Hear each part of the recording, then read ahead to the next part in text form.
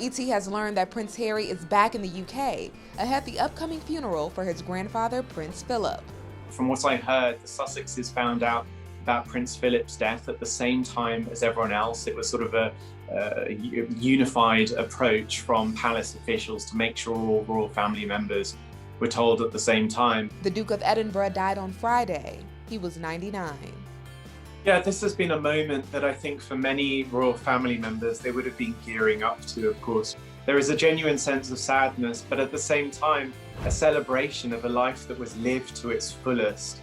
And of course, a man who was not only the dutiful consort to the Queen, but also a loyal husband of 73 years. And I think that's really what the focus is on today. And on Sunday, Prince Andrew provided some rare comments to the press while exiting a church service, where he called his father's death, quote, a great loss. The Duke of York told reporters, quote, we have lost almost a grandfather of the nation, and I feel very sorry and supportive of my mother, who was feeling it probably more than everybody else. He added, quote, she's contemplating, is the way I would put it. She described it as having left a huge void in her life. But we, the family, the ones that are closer, are rallying around to make sure we are there to support her.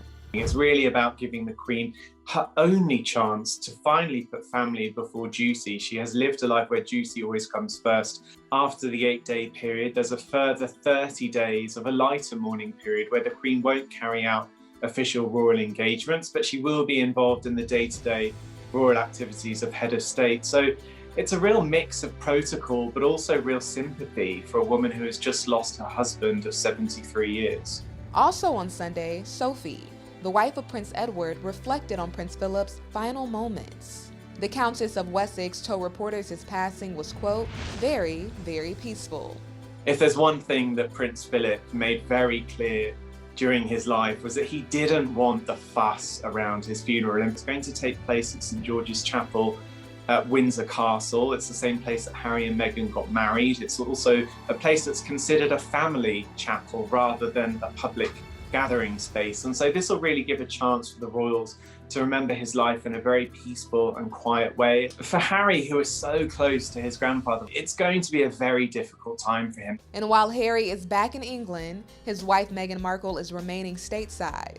The Duchess of Sussex, pregnant with the couple's second child, did make every effort to be with her husband, but she was not given medical clearance to travel from her physician.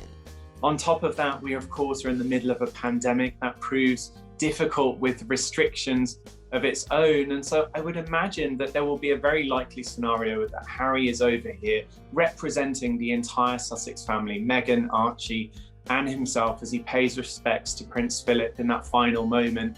And it will be a difficult moment because I'm sure that Meghan would want to be by Harry's side for what will be a very difficult time for him.